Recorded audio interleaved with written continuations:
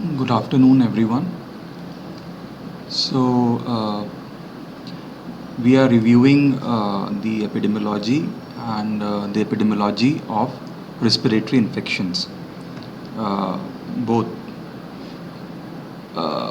in the series of the epidemiology of respiratory infections, previously we had covered chickenpox. Now we will continue further with measles, very important topic as far as your examination, university examination is concerned. The epidemiology of measles, the clinical features of measles, the strategy for the prevention and control of measles, the vaccine of measles. So,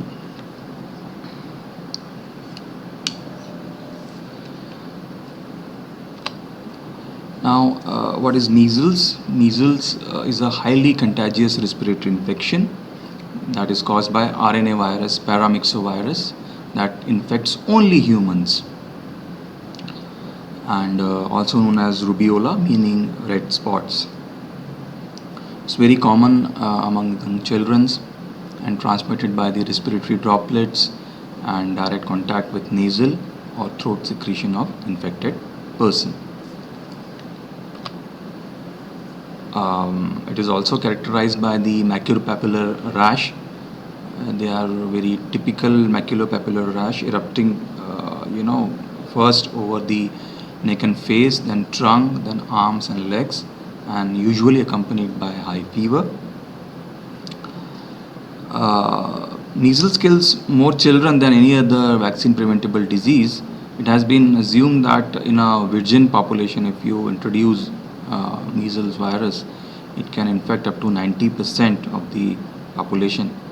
So, very highly infectious disease. And before the widespread use of vaccine, before this vaccine era, 90% of the children had contracted measles by the age of 10 years. But in the 60s, the vaccine was available. We will see in detail about the vaccine too. Now, salient features about the epidemiology of measles. Measles is endemic throughout the world, and every part of the world is affected by measles.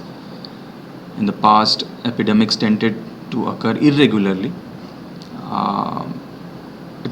It's Rarely it is found that it is really subclinical, which you will found with other common respiratory infections. Measles, one of the peculiar feature of measles, it is really a subclinical infection, and as subclinical cases are less, and there are virtually no carriers and no reservoirs, so it is amenable for eradication. So efforts are underway for the eradication of measles, and essentially these days disease of children, but adults also are affected by measles.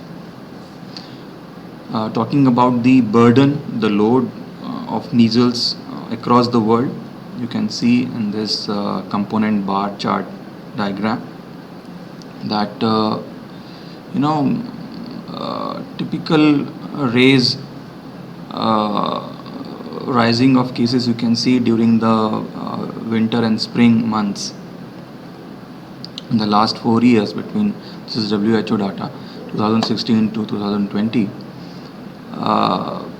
Although due to the rigorous routine immunization tactics, the number of cases has fallen, but epidemics are also, they occur in various parts of the world. You can see in this component bar chart diagram that maximum cases you can find here in the region of Africa. African countries will find maximum cases. Then comes the European and the Western Pacific region. If you will see in the you see the top 10 countries which are affected by measles in terms of incidence rate per million in the last 1 year is the Democratic Republic of Congo, Brazil, and Ukraine. They are the top three countries in which one can find the maximum number of cases of measles, followed by Philippines, Nigeria, Madagascar, Kazakhstan, India, Bangladesh, and Uzbekistan. India is also one of the top 10 countries reporting measles. You can see in this map which countries are affected more, where the rate of infection and incidence is more. You can see the African countries, the Western Pacific region, the Southeast Asian region, European region, these are mainly affected. Talking about India, the number of measles cases, you can say that sometimes the reporting of the cases is a bit difficult sometimes because of the failure to acquire the specimen, and as you can see in case definition, a laboratory confirmed case is essential, but WHO tend to include suspect case or probable case also. So the number of cases, they a bit the data is a bit, you can say, debatable, but still in if you see in last few years how many confirmed cases were reported. In 2014, 80,306 cases, and in the current year 2020, up till 2,932 cases are reported till date, till June, and one can see it affects every age group, but the more than 90% of the cases are the children below 10 years of age. In India, measles is a major cause of morbidity and a significant contributor to the childhood mortality. Prior to the immunization program, cyclical increase in incidence were recorded every third year. So, with immunization coverage, the interval between cycle peak. Excuse me, Dean sir is calling. Hello. Sir lecture ले रहा था.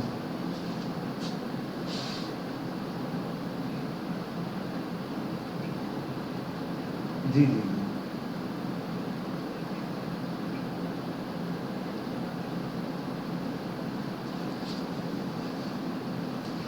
MP है. अच्छा ठीक. अच्छा वो inspection के लिए आ रहे हैं क्या सर? जी ठीक thank you.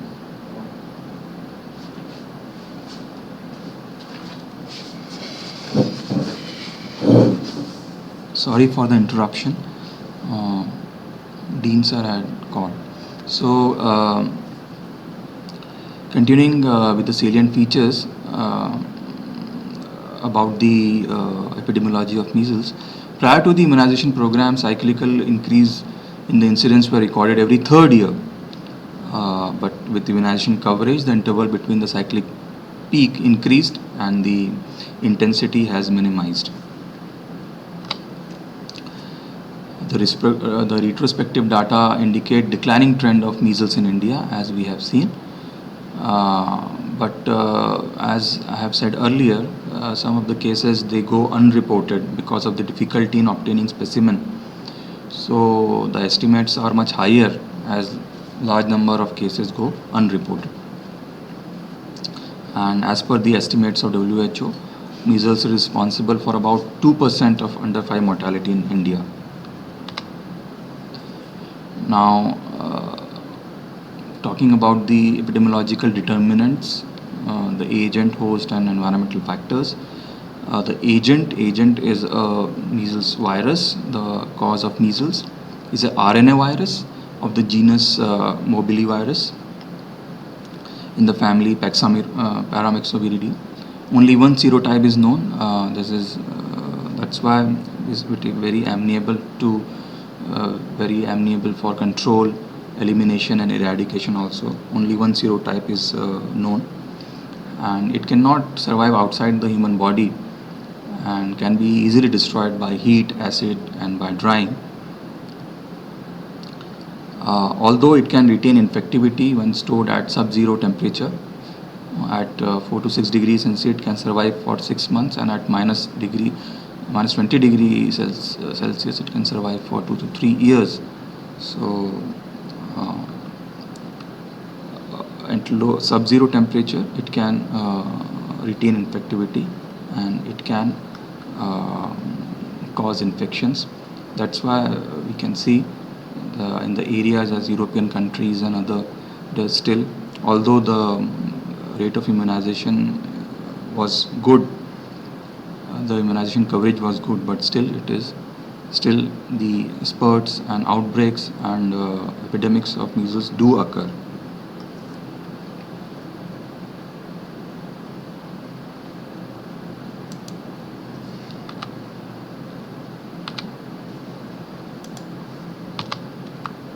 You can see the agent. It's a enveloped virus having antigen like hemagglutinin, fusion protein, matrix protein, lipid membrane. And the nucleic acid has nuclear protein, phosphoprotein, and a large protein. And the genetic material is RNA. So it's a RNA virus, enveloped virus, having hemagglutinin, fusion, and matrix proteins, HFM. Spherical shaped virus. Talking about the source of infection, the only source of infection is the case of measles. No carrier state is known. So subclinical cases are less. The carrier state is not known, and reservoirs is also not known. So very much amenable for eradication this disease. The infective material is a secretion of nose and respiratory tract of a case of measles during prodromal phase and early stage of the rashes. And the communicability is highly infectious during the prodromal period and type of eruption. Communicability decreases with the appearance of rash, and the period of communicability, this is very important, the period of communicability is 4 days before and 4 days after the appearance of rash. 4 days before and 4 days after the appearance of rash is the period of communicability.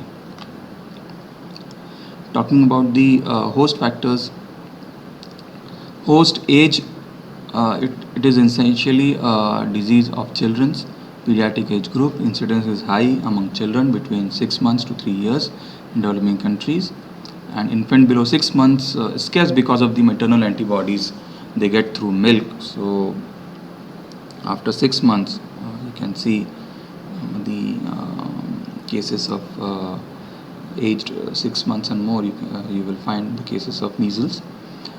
Both the genders are equally affected. Immunity, one attack of measles confers lifelong immunity, but no age group is immune if there is no previous immunity.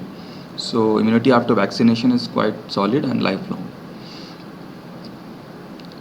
Special mention about the nutrition, as malnutrition increases the susceptibility of child, and mortality is 400 times higher in malnourished child compared to the healthy counterpart. So nutrition and the nutritional state is very important as far as the host factor is concerned. Talking about the environmental factor, it is a disease which spreads in winter and early spring, January to April, because of the overcrowding indoors, poor environmental conditions, poor housing, and these are the factors that favors the disease transmission. Pathogenesis, after entering the body through respiratory tract by droplet infection, the virus quickly passes to the nearest lymph node where it multiplies and leak into the bloodstream, reaches reticuloendothelial cell of liver, spleen, and bone marrow, where they multiply and destroy the cells and flow again to bloodstream in sufficient number so as to affect many tissue in body, mainly respiratory mucosa, alimentary mucosa, and conjunctiva and skin. And the symptoms are mainly due to the inflammation and inflammatory reaction of these areas, the respiratory mucosa, alimentary mucosa, and conjunctiva and skin. Incubation period, the period from the entry to the appearance of clinical symptoms, roughly 10 days from exposure to onset of fever. Incubation period is roughly 10 days, and 10 to 14 days is the range. And talking about the period of communicability, the patient are infectious from about 4 days before the development of rash until 4 days after of the rash. Clinical features, 2 stages of measles are there: prodromal stage and exanthematous stage. Exanthematous stage is the stage of rashes, and prodromal just before the stage which occurs just before the occurrence of rashes, in which you will find fever, coryza. Coryza is generally inflammation of the nasal mucosa, the nasal discharge, cough, redness of eye, photophobia. So in prodromal stage, you can see these symptoms. It's a pre-eruptive stage, also known as pre-eruptive stage or catarrhal stage, begins 10 days after the infection and lasts until day 14. And during this prodromal stage, you can find Koplik spots, very typical, very characteristic, with very pathognomonic of measles. 1 or 2 days before the appearance of rashes, Koplik spots appear on the buccal mucosal membrane by the side of second molar tooth around the orifice of the Stenson's duct, lasting for about 3 to 4 days.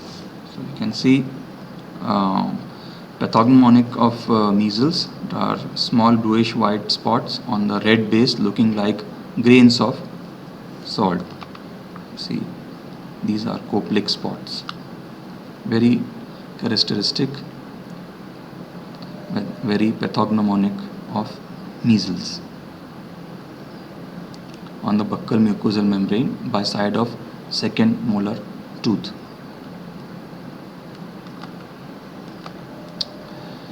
Cervical lymphadenopathy you can find like any other infection, and febrile convulsions can occur. The prodromal stage lasts for about 3 days. Then comes the exanthematous stage. The exanthematous stage is characterized by the rashes, and the rashes appear on the 4th day of the fever, first behind the ear and then on forehead, face, and down the trunk. This is usually the trend. First behind the ear, then to the forehead, face, down the trunk, slowly taking 2 to 3 days to progress to hands and lower extremities. Talking about the features of rashes, rashes are pink in color, can be dull red, velvety, and they are maculopapular rashes.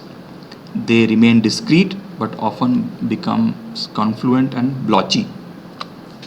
These are the appearance pictures of rashes, typical rashes of the measles, maculopapular rashes on the face, forehead, trunk,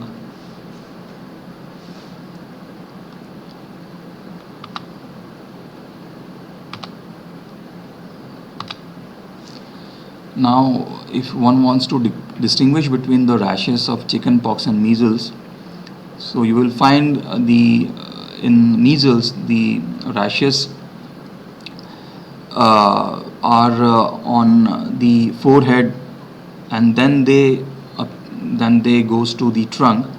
First appear, as I have told you, first appear just behind the ear, then on forehead, face, and down the trunk, slowly taking 2 to 3 days to progress to hands and lower extremities. But in case of chickenpox, the rashes, they first appear on the chest, face, and back. So trunk is the first place where usually you will find the rashes appear in chickenpox. The eyes, the conjunctiva is frequently involved in measles. Coplic spots inside the mouth you will find in measles, not in chickenpox. And the coryza, that is catarrhal inflammation of the nasal mucosa, runny nose, and these are you will find more frequently in measles, not in chickenpox. In chickenpox, the spots, they turn into itchy blisters after, but here there are no itchy blisters. So these are some of the distinguished features by which you can distinguish between the rashes of measles and chickenpox. And from the 5th to 6th day, the rashes begins to disappear in the same order as they had appeared. The lesions disappears completely from face, but on trunks they leave brownish discoloration, which can persist for about 6 to 8 weeks. The case fatality rate varies from 5 to 30% depending upon the nutritional status and development of the complications, as nutrition is a very important host factor determining the prognosis of measles. Talking about the complications further in clinical features, the post-measles complications are grouped into following groups: the respiratory complications, the gastro and GI complications, the neurological complications, ophthalmic complications. The respiratory complications, true otitis media and pneumonia can occur as a complication. Otitis media is frequently seen. True and pneumonia, it is less commonly seen. Talking about the GI complication, acute gastroenteritis, diarrhea, and subsequently dehydration and malnutrition you can see in GI complications. And in neurological complications, one of the most dreaded complication is subacute sclerosing panencephalitis, SSPE. The incidence is very less, but still it is a documented complication, subacute sclerosing panencephalitis. Febrile convulsions do occur, encephalitis can occur, and other rare complication includes multiple sclerosis, retrobulbar neuritis, toxic encephalopathy, etc. Under ophthalmic complication, one can find conjunctivitis and corneal ulceration, due to which blindness can occur, corneal ulceration.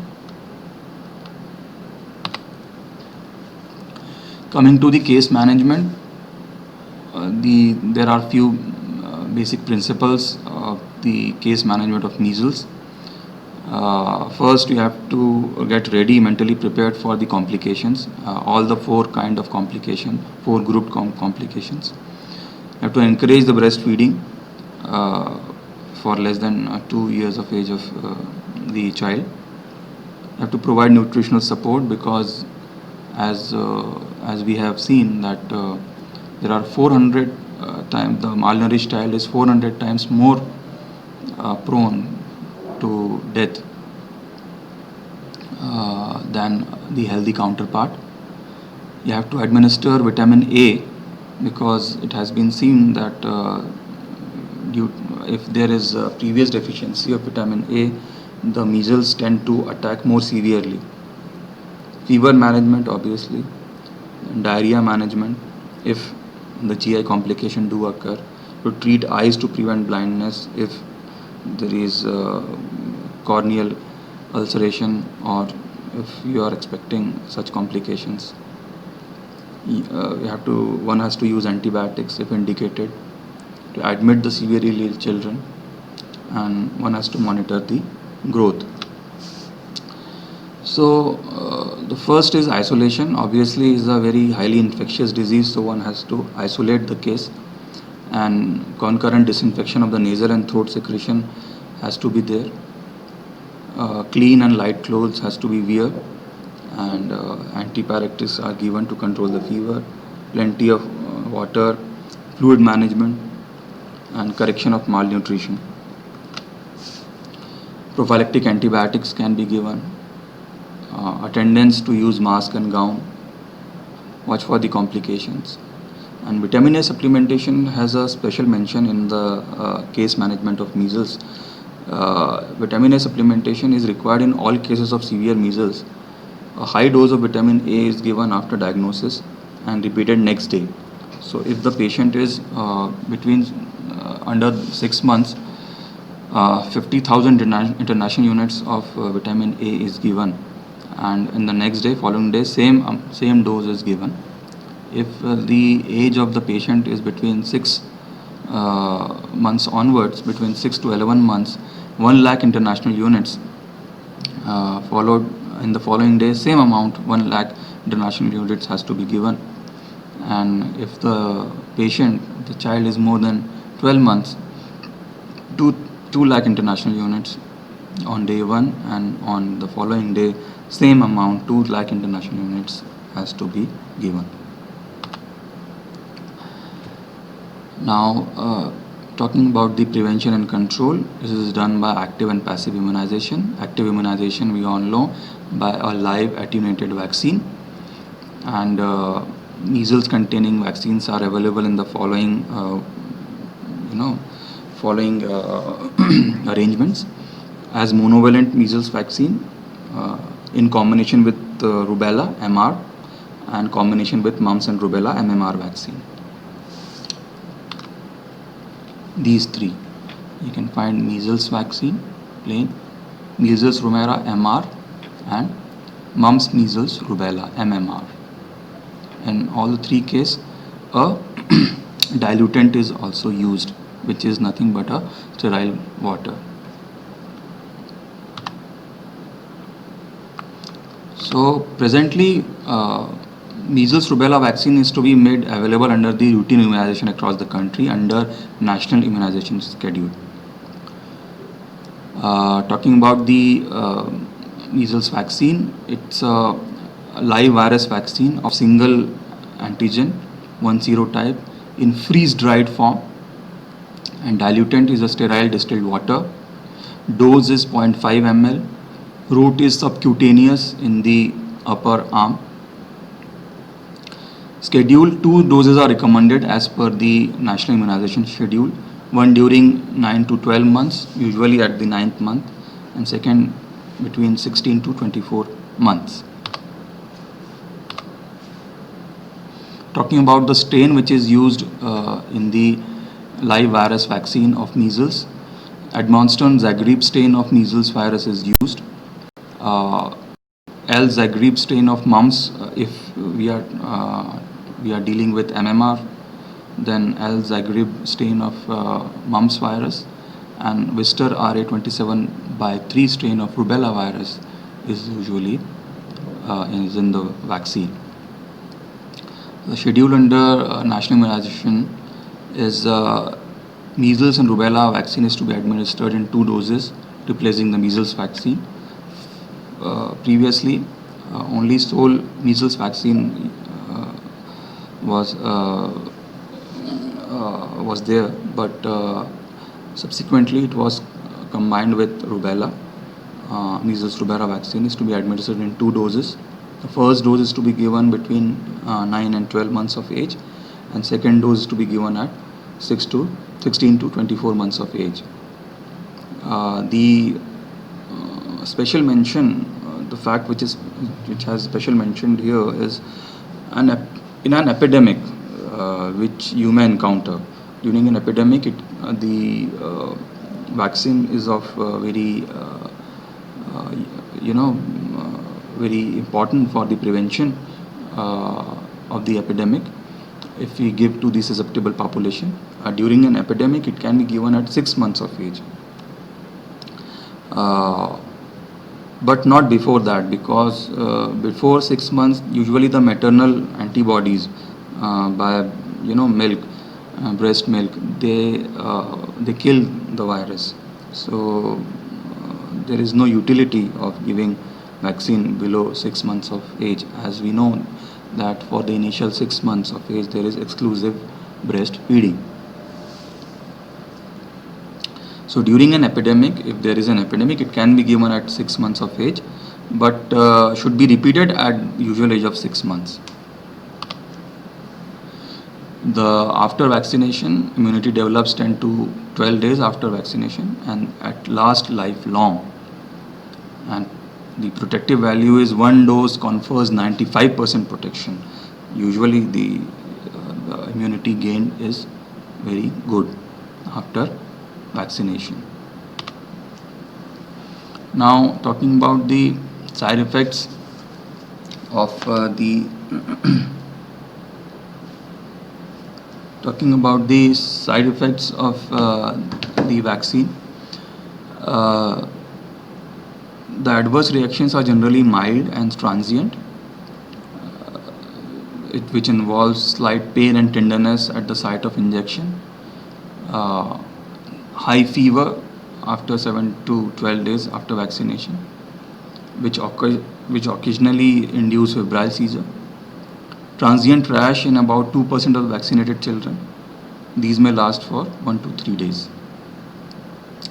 Some rare but serious adverse reactions includes thrombocytopenic purpura in approximately 1 in 30,000 vaccinated individuals, anaphylaxis and arthralgia when given in adolescent or adults. Contraindication: if there is very high fever or there is serious disease, pregnancy, if there is history of anaphylactic reaction to neomycin, gelatin or other components of measles rubella vaccine, if there is the individual is immunocompromised, that is there is congenital immune suppression, if there is full-blown AIDS or HIV infection, advanced leukemia, lymphoma, or for treatment of high-dose steroids. So these are the important contraindications in which one should resist giving measles vaccine. Administration of immunoglobulins or other antibody containing blood products, this has to be if it is these are given, then usually the vaccine is not given. Storage of vaccine. Special mention about storage of vaccine is a freeze-dried vaccine. So vaccine has to be stored for long term at PSCS minus 50 degree to minus 20 degrees centigrade in deep freezer. The MR vaccine is very sensitive and should always be protected from sunlight. That's why the color of the vial is dark brown. You can see the vaccine must be stored between 2 degree Celsius and 8 degrees Celsius for a few weeks at a place of use such as the subcenter, and diluent should also be stored at between 2 to 8 degrees centigrade, and the reconstituted vaccine should be kept on ice and used within 4 hours. It's a reconstituted vaccine, freeze dried, then it has to be then diluent is put in the freeze-dried format, and then the reconstituted vaccine, it has to be used within 4 hours. Passive immunization is done by human normal immunoglobulin and given to those young children who came in contact with case of measles and are not immunized, because it will take some days for the immunity to develop. So passive immunity is ready-made immunity, non-specific. It is given within 1 week of exposure. 0.25 to 0.5 ml per kg body weight to be given intramuscular. Now, the National Technical Advisory Group on Immunization of Measles recommended that stage with measles virus measles vaccine 1 coverage, where the coverage is less than 80%. The second opportunity for measles vaccine through measles catch-up campaigns should occur in those states in between 9 months to 10 years of age, and state in which the measles vaccine 1 coverage is more than 80%, then MCV2 through routine immunization at 16 to 24 months of age should occur. These were the recommendations in 2010, and which is being followed currently. 3 strategies are usually, are important in for measles eradication: catch up, keep up, and follow up. This can be asked in Viva, can be asked as a short note, or in university exam. So, under Global Measles Eradication Initiative, which was supported by WHO, UNICEF, and American Red Cross, catch-up campaigns, follow-up campaigns are recommended. So we'll see in detail what they are. Catch-up, keep-up, follow-up. So catch-up is first one-time only catch-up measles vaccination campaign is conducted among children aged 9 months to 14 years. One time only, where maximum children are covered between the age 9 months to 14 years.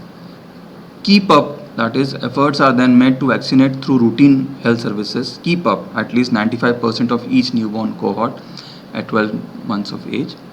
And follow up is finally to assure high population immunity among preschool age children. Indiscriminate follow up measles vaccine campaign are conducted approximately every 2 to 4 years. So catch up, keep up, and follow up. Lecture ख़त्म करके आ रहा हूँ 5 minute में.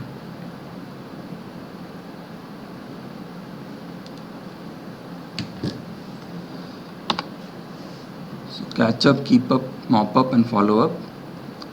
Catch up is there are repeated calls from hospitals, so I think we will cover this in the next, the catch up, keep up, and follow up strategy of measles. So, or I will share with you. So, thank you.